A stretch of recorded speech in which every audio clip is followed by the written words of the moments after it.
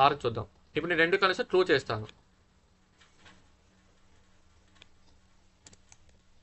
Okay, ఈ రెండు condition true అయింది కదా. ఇప్పుడు నేను ఆర్ పెడతాను. ఇది మనకి logical are.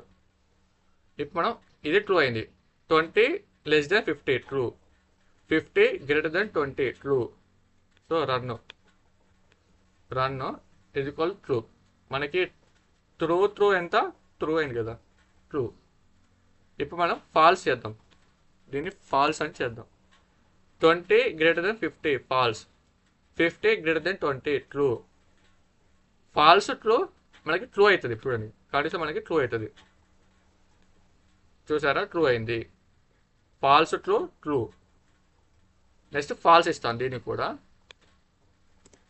Falls. 20 greater than 50 false, 50 less than 20 false. Run false false false false. Next false false false, true false true.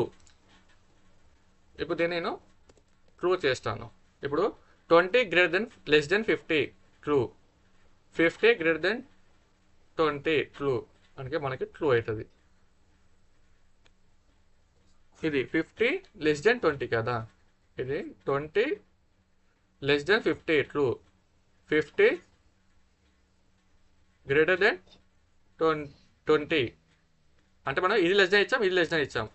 So ఇవి రెండు అనేది ఫస్ట్ ట్రూ అవుతుంది.